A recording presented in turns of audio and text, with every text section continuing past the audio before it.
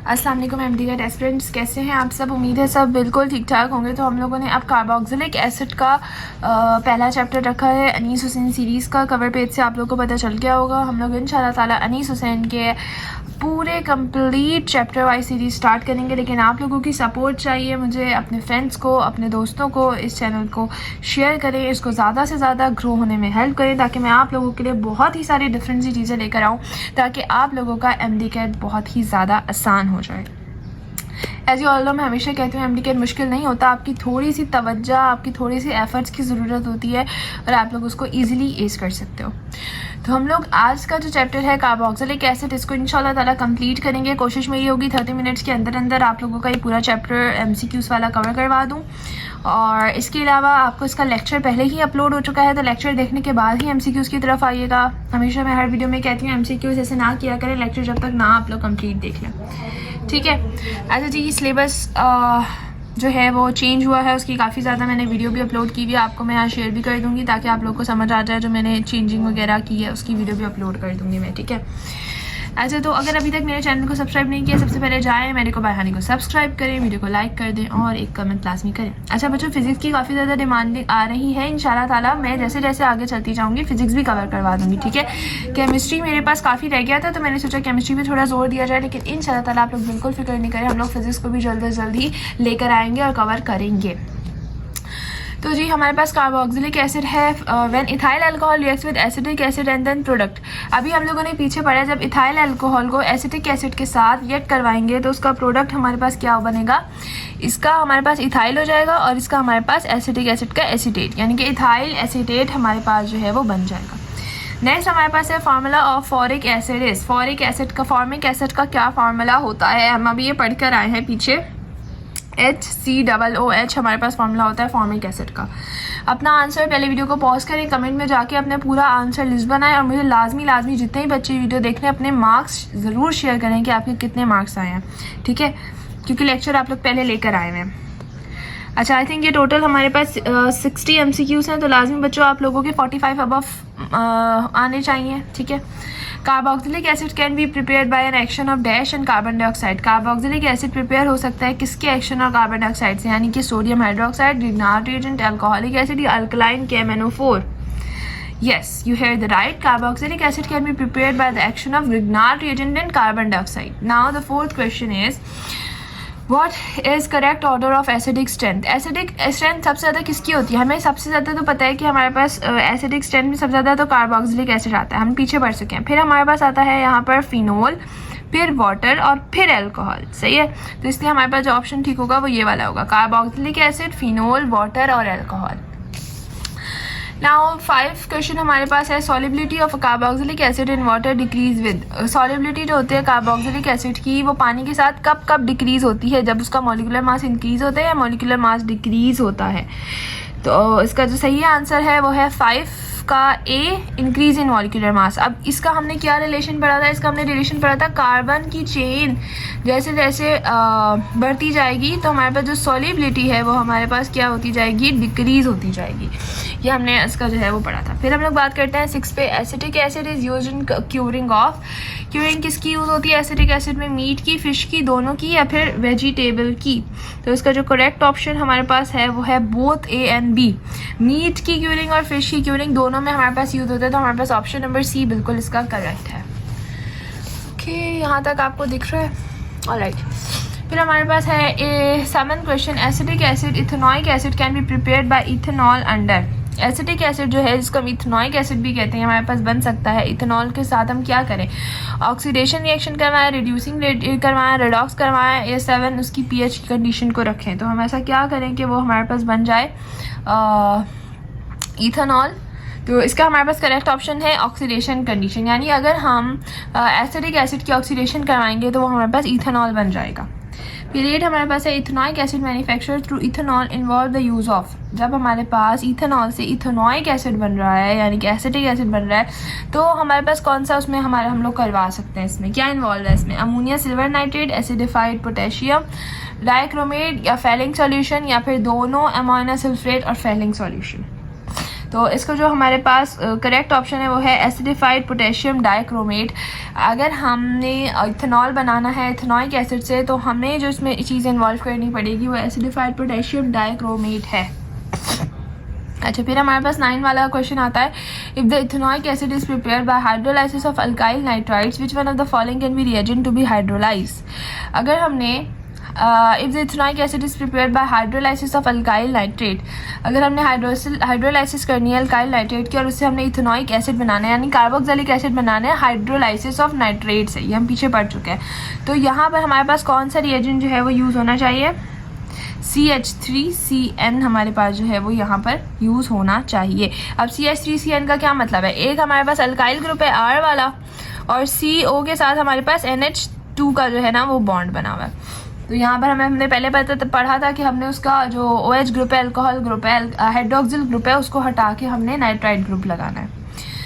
फिर 10 वाला क्वेश्चन हमारे पास है, hydrolysis of alkyl nitrides for preparation carboxylic acid required acidic condition, alkaline condition, both are simultaneously necessary या any of the above। तो आप लोगों को सबको पता है कि जाहिर सी बात है जब हमने बनाना ही उससे कार्बोक्सिलिक एसिड है तो कार्बोक्सिलिक एसिड एसिडिक कंडीशन में ही होता है क्योंकि वो है ही एसिडिक प्रोडक्ट, तो हमें यहाँ पर एसिडिक कंडीशन की नीड होगी। 11th क्वेश्चन हमारे पास है, hydrolysis of CH3CH2CnHn will synthesise by. अगर हमने हाइड्रोलाइसिस करवानी है इस प्रोसेस की तो वो किसके ज़रिए हम लोग हाइड्रोलाइसिस जो है वो इसकी करवा सकते हैं। तो इसका जो हमारे पास करेक्ट ऑप्शन है वो है प्रोपेनॉइक एसिड। पीछे देखें मैंने जो लेक्चर दिया था ना उसमें सारी चीज़ें गिवन थी, अगर आपने लेक्चर अच्छे से पढ़ लिया होगा तो आपको सारी चीज़ें क्लियर हो गई होंगी। अच्छा, तो अब हम नेक्स्ट बात करते हैं। हमारे पास नेक्स्ट 12 वाला क्वेश्चन में, the production of acid amide involve the reaction of ethanoic acid with. जब हमने प्रोडक्शन करनी होती है एसिड अमाइड की तो हम इथेनॉइक एसिड के साथ हमको अमाइड के लिए क्या ले रहे होते हैं, अमोनिया ले रहे होते हैं। ठीक है, एसिड नहीं लेते, जस्ट अमोनिया जो है वो हम लेते हैं। फिर इसके बाद नेक्स्ट क्वेश्चन हमारे पास है, main constituent of vinegar. Vinegar का मेन कॉन्सिक्वेंट यानी उसका मेन इंग्रेडिएंट हमारे पास क्या होता है। आपके पास ये सारे जो है वो ऑप्शन है और इसमें जो आपके पास करेक्ट ऑप्शन है वो है CH3COOH यानी कि मिथाइल कार्बोक्सिलिक एसिड। ठीक है। अच्छा, फिर हमारे पास 14 वाला क्वेश्चन है, during the formation of an acetyl chloride, अगर हमने एसिटाइल क्लोराइड बनाना है from ethanoic acid, ethanoic acid के जरिए, व्हाट एक्चुअली हैपेंस, एक्चुअल में क्या हो रहा होता है, डिस्प्लेसमेंट हो रही होती है हाइड्रोजन की from the acid by calcium, displacement हो रही होती है OH की फ्रॉम द एसिड, यानी कि इसमें हमारे पास जो है ना ये हमारे पास फिलहाल दो जो है वो ऑप्शन दिए गए हैं और मैं आपको ऐसे ही बता देती हूँ इसमें ऑप्शन ये वाला हमारे पास कलेक्ट होगा। ठीक है, OH की डिस्प्लेसमेंट हो रही होती है। अच्छा, फिर हम लोग चलते हैं नेक्स्ट क्वेश्चन की तरफ। नेक्स्ट आई थिंक ये बात हिल रहा है, okay now it's good. The next question is, hydrolysis of amide gives the corresponding, hydrolysis करवाएं अमाइड की तो हमें क्या मिलता है, ये है हमारे पास क्वेश्चन नंबर 15। तो जब हम हाइड्रोलाइसिस करवाएंगे अमाइड की तो जो हम चैप्टर पढ़े हैं कार्बोक्सिलिक एसिड हमें वो मिल जाता है, पीछे हम नहीं पढ़ चुके हैं। फिर हमारे पास 16 क्वेश्चन है, organic acids as compare to mineral acids are considered as, अगर हम स्ट्रॉन्ग एसिड को कंसिडर करें एज ए मिनरल एसिड तो हमारे पास ऑर्गेनिक एसिड्स में क्या मतलब हमारे पास आता है, स्ट्रॉन्ग होंगे, वीक एसिड होंगे या फिर माइल्ड एसिड होंगे या फिर कुछ भी नहीं। तो इसका करेक्ट ऑप्शन है वीक एसिड, यानी अगर हम ऑर्गेनिक एसिड को मिनरल एसिड से कंपेयर करेंगे तो वो हमारे पास वीक एसिड होंगे ऑर्गेनिक एसिड्स, क्योंकि मिनरल एसिड सबसे ज़्यादा स्ट्रॉन्ग एसिड होते हैं हमारे पास। ठीक है, यहाँ पे याद रखिएगा मिनरल एसिड सबसे ज़्यादा स्ट्रॉन्ग होते हैं, तो हम जब ऑर्गेनिक को कंपाउंड कर रहे हैं या किसी भी और को कर रहे हैं तो वो उससे वीक ही होगा। 17 हमारे पास है, pure organic acids are much, जो प्योर ऑर्गेनिक एसिड्स होते हैं वो मच वीकर होते हैं, क्लोरो सब्स्टिट्यूटेड एसिड से स्ट्रॉन्गर होते हैं या सेम स्ट्रेंथ होती है उनकी। तो इसका करेक्ट ऑप्शन है कि वो हमारे जो वीकर होते हैं क्लोरो सब्स्टिट्यूट एसिड से। ठीक है, प्योर ऑर्गेनिक एसिड्स। फिर हमारे पास क्वेश्चन नंबर 18 है, The strength of organic acids and chloro-substituted acid is measured by pKa scale such that smaller the value of kPa, ये मैं आपको पहले भी जब मैंने समझाया था तब भी बता चुकी थी कि अगर pKa की वैल्यू स्ट्रॉन्ग होगी तो हमारे पास जो अगर स्मॉलर होगी तो हमारे पास एसिड की कैसी होगी, स्ट्रॉन्गर होगी, यानी कि ये इनडायरेक्ट रिलेशन है, जिसके pKa की वैल्यू जितनी कम हो उतना ज़्यादा strong acid. Ethanoic acid can be prepare by hydrolysis of, अगर हमने इथेनॉइक एसिड बनाना होगा हम इसमें से किस चीज़ की हाइड्रोलाइसिस करवाएंगे तो हमारे पास इथेनॉइक एसिड बन जाएगा इथेन नाइट्राइल की। इथेन नाइट्राइल की हाइड्रोलाइसिस करवाने के बाद वो हमारे पास इथेनॉइक एसिड को फॉर्म कर देगा। Carboxylic acid reacts with active metal, अगर हम कार्बोक्सिलिक एसिड को एक्टिव मेटल्स यानी कि सोडियम पोटेशियम से रिएक्ट करवाएंगे उनके सॉल्ट से, तो हमारे पास क्या बनेगा, H2O gas, carbon dioxide gas, H2 gas. इसमें से हमारे पास करेक्ट ऑप्शन है H2 गैस। जब भी हम कार्बोक्सिलिक एसिड को एक्टिव मेटल के साथ रिएक्ट करवाएंगे तो वो H2 गैस को फॉर्म करेगा। Which pair can be use as a reactant for preparation of acetyl chloride, कौन सा ऐसा पेयर है जो एज अ रिएक्टेंट यूज़ हो रहा है एसिटाइल क्लोराइड के अंदर। तो इसमें हमारे पास जो करेक्ट ऑप्शन है वो बोथ बी एंड सी हैं, यानी कि ये बी और ये सी, ये दोनों ऑप्शन बिल्कुल करेक्ट है। हमारे पास PCl5 और SOHCl2 हमारे पास दोनों यूज़ हो सकता है अगर हमने एसिटाइल क्लोराइड का रिएक्टेंट फॉर्म करना। अच्छा, जनरल फार्मूला कार्बोक्सिलिक एसिड का क्या है, ये मोस्ट इंपॉर्टेंट क्वेश्चन है और इजी भी है। CnH2nO2 हमारे पास जो है वो इसका जनरल फार्मूला है। फिर से रिपीट कर देती हूँ, CnH2nO2 यानी कि ऑप्शन नंबर सी। फिर हम क्वेश्चन नंबर 23 की तरफ आ जाते हैं। ओके, क्वेश्चन नंबर 23 हमारे पास है, which of the following is unsaturated carboxylic acid. बच्चों, अनसैचुरेटेड का जिक्र यहाँ पर आया है, यानी कि इसमें से बाकी सारे सैचुरेटेड होंगे, सिर्फ एक अनसैचुरेटेड होगा और वो अनसैचुरेटेड हमारे पास मैलिक एसिड होता है। अब ये चीज़ आप लोग नोट कर लें कि सक्सिनेट, मेलोनिक और ऑक्सैलिक एसिड हमारे पास जो है वो सैचुरेटेड होते हैं, जबकि जो मैलिक एसिड होता है वो अनसैचुरेटेड होता है। क्वेश्चन नंबर 24 है, acetic acid exist as a dimer in benzene due to. Acetic acid जो है वो एज अ डाइमर यूज़ हो रहा होता है बेंजीन में, तो वो क्या उसकी वजह होती है, प्रेजेंस होती है हाइड्रोजन की अल्फा कार्बन पर, या फिर कंडेंसेशन रिएक्शन होता है, या कार्बोक्सिलिक एसिड की प्रेजेंस होती है, या हाइड्रोजन बॉन्डिंग होती है। तो इसका जो हमारे पास करेक्ट ऑप्शन है वो हाइड्रोजन बॉन्डिंग है, यानी कि हमारे पास जो एसिटिक एसिड हमारे पास डिमर यूज़ हो रहा है इन बेंजीन, तो वो हमारे पास उसकी वजह उसकी हाइड्रोजन बॉन्डिंग है। फिर हमारे पास क्वेश्चन है 25, N acid with unpleasant smell. बच्चों, ये बहुत ही इजी क्वेश्चन है। अनप्लेजेंट स्मेल हमारे पास कौन सा एसिड की होती है, ब्यूटेरिक एसिड की। तो ये बहुत ही ईजी है, ब्यूटेरिक एसिड हमारे पास अनप्लेजेंट स्मेल का होता है, जबकि फॉर्मिक और एसिटिक एसिड नहीं होता। क्वेश्चन नंबर 26 है, which of the following unsaturated aliphatic organic acid. अच्छा, कौन सा इसमें से एलिफेटिक है और अनसैचुरेटेड है। अभी हम पीछे बढ़कर आए हैं यही चीज़ कि इसमें से अनसैचुरेटेड मैलिक एसिड है, तो ऑब्वियसली एलिफेटिक भी हमारे पास यही होगा। फिर हमारे पास है which one is carboxylic acid. इसमें से कौन सा कार्बोक्सिलिक एसिड है, carbolic acid, picric acid, carbonic acid या पैल्मिट्रिक एसिड। तो इसका हमारे पास जो करेक्ट ऑप्शन है वो है पैल्मिटिक एसिड। पैल्मिटिक एसिड हमारे पास कैसा है, कार्बोक्सिलिक एसिड की उसके अंदर आता है, उसको हम एज अ कार्बोक्सिलिक एसिड ही गिन रहे होते हैं। फिर हम लोग आ जाते हैं नेक्स्ट क्वेश्चन की तरफ। ओके, तो नेक्स्ट क्वेश्चन हमारे पास है, organic acids which can not obtain bye hydrolysis of fats. वो कौन से ऑर्गेनिक है एसिड जो हमारे पास हाइड्रोलाइसिस ऑफ फैट से हासिल नहीं हो सकते। Benzoic acid, stearic acid, butyric acid या फिर प्रोपायोनिक एसिड। तो उसका करेक्ट ऑप्शन है बेंजोइक एसिड। बेंजोइक एसिड जो है वो हमारे पास हाइड्रोलाइसिस ऑफ फैट से हमें ऑब्टेन नहीं हो सकते। फिर 29 क्वेश्चन है, by oxidation of which compound carboxylic acid can not be obtain. कौन सा ऐसा कंपाउंड है इसकी हम कार्बोक्सिलिक ऑक्सीडेशन करवाएं तो हमें कार्बोक्सिलिक एसिड नहीं मिल सकता। तो इसका जो हमारे पास 29 का करेक्ट ऑप्शन है वो है 2-मिथाइल 2-प्रोपेनॉल। 2-मिथाइल और 2-प्रोपेनॉल की अगर हम ऑक्सीडेशन करवाते हैं तो हमें कार्बोक्सिलिक एसिड नहीं मिल सकता। बाकी अगर हम 2-बुटानॉल या प्रोपेनॉल या ब्यूटानॉल की हम करवाते हैं तो हमें मिल जाएगा। अच्छा बच्चों, अगर इस तरह का क्वेश्चन हो ना और आप लोगों को नहीं समझ आ रहा हो कि हम इसको किस तरीके से सॉल्व कर सकते हैं, तो इसमें मैं छोटी सी आप लोग के साथ ट्रिक शेयर कर देती हूँ।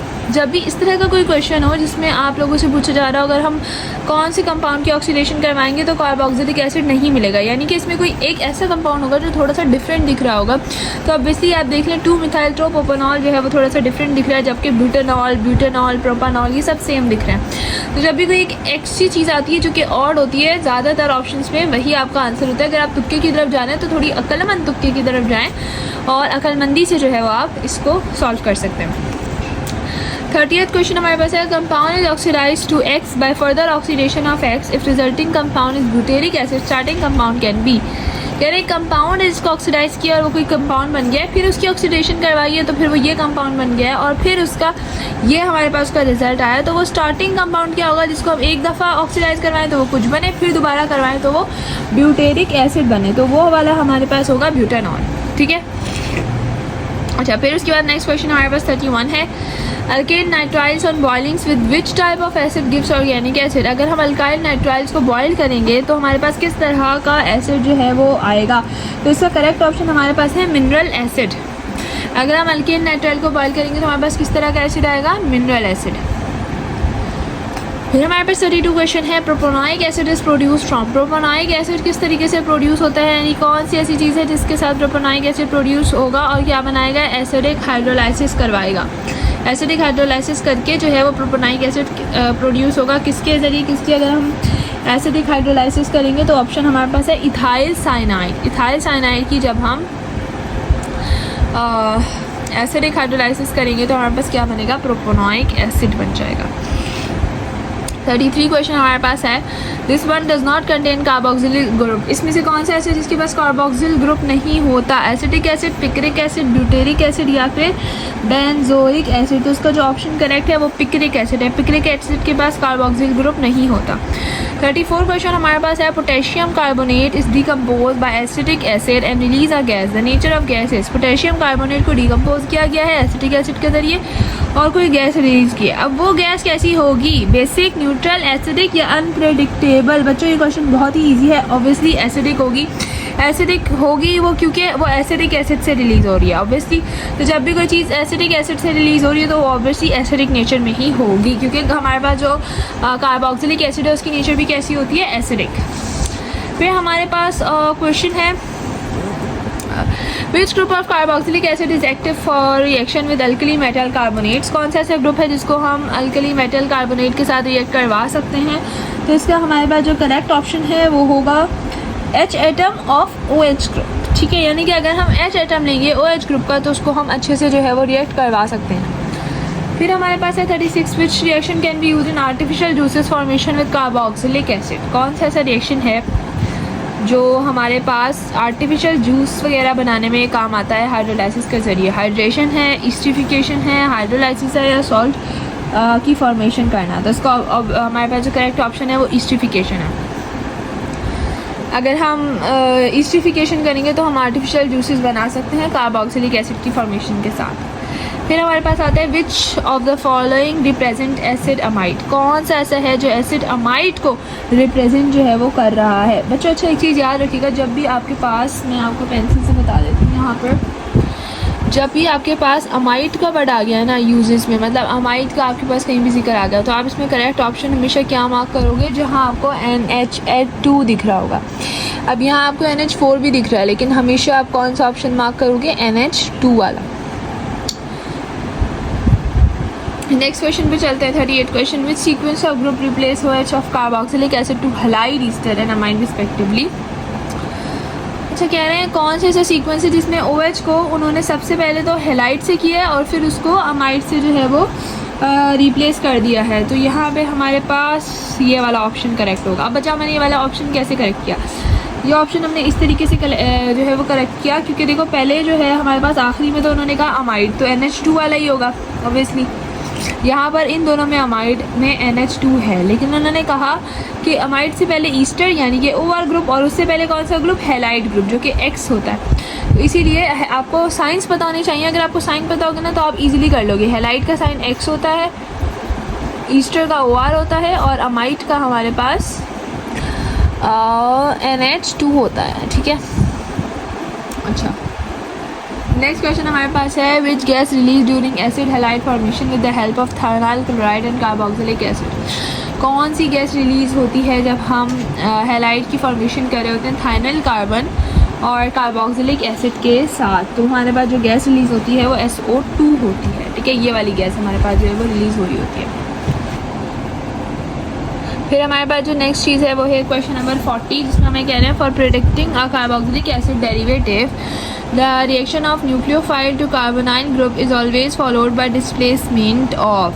कह रहे हैं अगर हमने कार्बोक्सिलिक एसिड का कोई डेरिवेटिव लेना है या बनाना है तो हम न्यूक्लियोफाइल में, जब हम कार्बोनाइल ग्रुप मतलब उसमें होता है जो न्यूक्लियोफाइल का हमारे पास रिएक्शन हो रहा होता है कार्बोनाइल ग्रुप के साथ, तो उसमें कह रहे हैं कि हमने कौन सी चीज़ को रिप्लेस करना होगा, कार्बोक्सिलिक ग्रुप को, अल्कोहल ग्रुप को, H एटम को, या फिर ईस्टर वाले ग्रुप को। OR मतलब ईस्टर।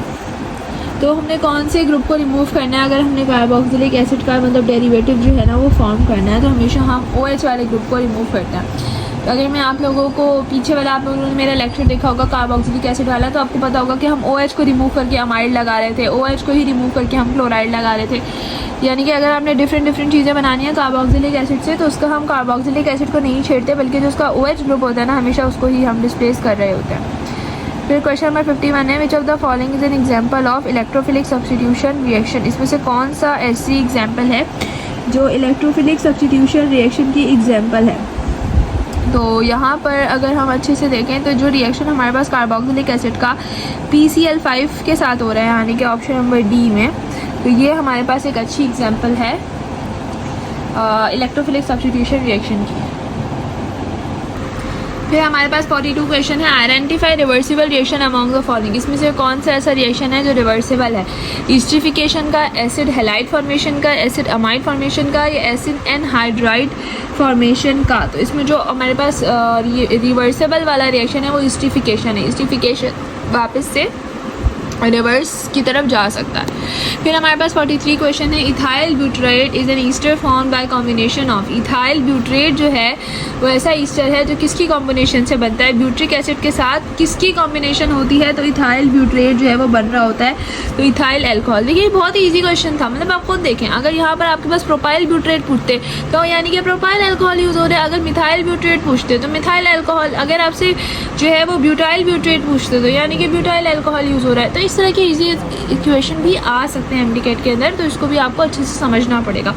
और ये आप तभी इसको अच्छे से कर सकते हैं अगर आपको कार्बोक्सिलिक एसिड के सारे रिएक्शन याद होंगे कि कोई सा भी कार्बन हमारे पास मिलेगा तो वो हमारे पास इस तरीके से एसिड फॉर्म करेगा।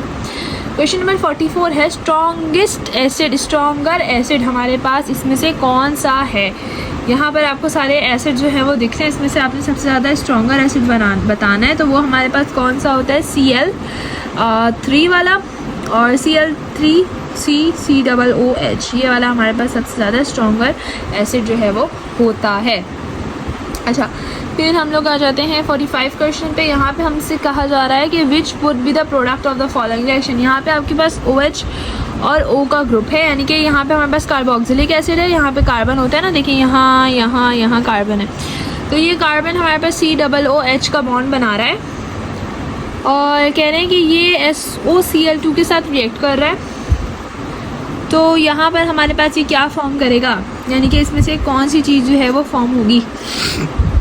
अच्छा जी, तो इस क्वेश्चन को आप लोग अच्छे से देखें। फिर इसका जो करेक्ट ऑप्शन हमारे पास बनेगा वो क्या होगा कि यहाँ पे इसी तरीके से जो है ये फॉर्म होगा, सेम रहेगा, यहाँ पर ऑक्सीजन भी सेम रहेगी, बस ये OH जो है ना ये हट जाएगा और ये क्लोरीन का Cl जो है वो आ जाएगा और बाकी सब चीज़ें सेम रहेंगी और ये Cl2 हो जाएगा। ठीक है, यानी कि ऑप्शन नंबर डी हमारे पास बिल्कुल इसका करेक्ट होगा। तो ये भी देखें बहुत इजी क्वेश्चन था, आपको पता है यहाँ से OH ग्रुप ही रिमूव होता है और यहाँ का हमारे पास जो है वो क्लोराइड ग्रुप आ जाएगा। सही है, तो यहाँ पे इस तरीके से हमारे पास इजीली रिएक्शन हो गया। फिर हमारे पास क्वेश्चन नंबर 46 है, which one has Frooti smell.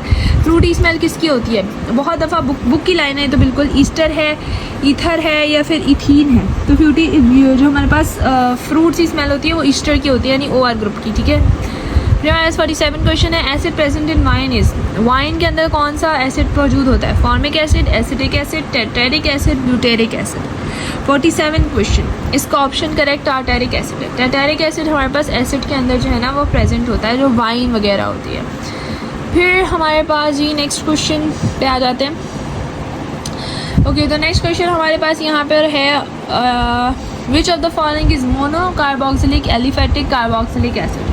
कौन सा ऐसा कार्बोक्सिलिक एसिड है जो मोनो कार्बोक्सिलिक एलिफेटिक है? तो अगर हम इसकी बात करें ऑप्शन में हमारे पास फॉर्मिक एसिड, ऑक्सैलिक एसिड और पैथिलिक एसिड है और बोल रहे हैं कि या तो ये सारे ही होंगे या इनमें से कोई एक होगा। तो सारे तो नहीं हो सकते, जबकि जो हमारे पास अगर हम बात करें तो फॉर्मिक एसिड जो है वो mono carboxylic aliphatic carboxylic acid होता है, फॉर्मिक एसिड। फिर हमारे पास क्वेश्चन नंबर 45 है, which of the following is not a derivative of carboxylic acid. इसमें से कौन सा कार्बोक्सिलिक एसिड का डेरिवेटिव नहीं है? बहुत इजी क्वेश्चन है, अमाइन। हमने पीछे देखा है, अगर OH को OR से रिमूव कर देंगे, OH को रिमूव करके OR लगा देंगे तो ईस्टर बन जाएगा। इसी तरीके से OR को रिमूव करके NH2 लगा देंगे तो फिर हमारे पास जो है वो अमाइन बन जाएगा। अब हम क्वेश्चन नंबर 50 की तरफ आते हैं। This is used as plasticiser. ये भी हम पीछे पढ़ चुके हैं। प्लास्टिसाइजर के लिए हमारे पास क्या यूज़ होता है? इथाइल एसीटेट, पीवीसी, फिनॉल या TiO2।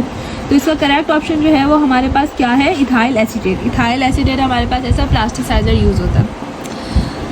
फिर हमारे पास 51 क्वेश्चन है। The reagent convert acetic acid into acetyl chloride. वो कौन सा रिएजेंट है जो एसिटिक एसिड को एसिटाइल क्लोराइड के अंदर जो है वो कन्वर्ट करता है, यानी कार्बोक्सिलिक एसिड को इसके अंदर कन्वर्ट कर रहा है? तो इसका ऑप्शन जो हमारे पास करेक्ट है वो COCl2 है। देखिए यहाँ पीछे जो हमने रिएक्शन पढ़ा था ना, ये वाला जो रिएक्शन पढ़ा था, इसमें यही हो रहा था कि हमारे पास क्या हो रहा था कि यहाँ पर हमारे पास जो है वो एसिटाइल था और ये किस में कन्वर्ट हो गया था? एसिटाइल क्लोराइड के अंदर।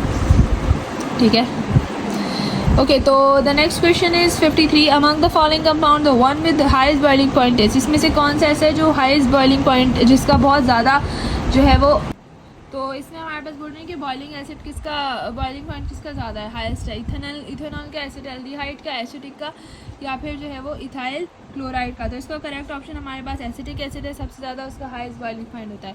फिर 54 क्वेश्चन है। Formic acid is naturally founded. Formic acid ज़्यादातर कहाँ पाया जाता है? विनोम ऑफ एंड्स में या बी स्ट्रिंग में? बीज की जो स्ट्रिंग होती है ना, वहाँ पर हमारे पास फॉर्मिक एसिड नेचुरली जो है वो पाया जाता है।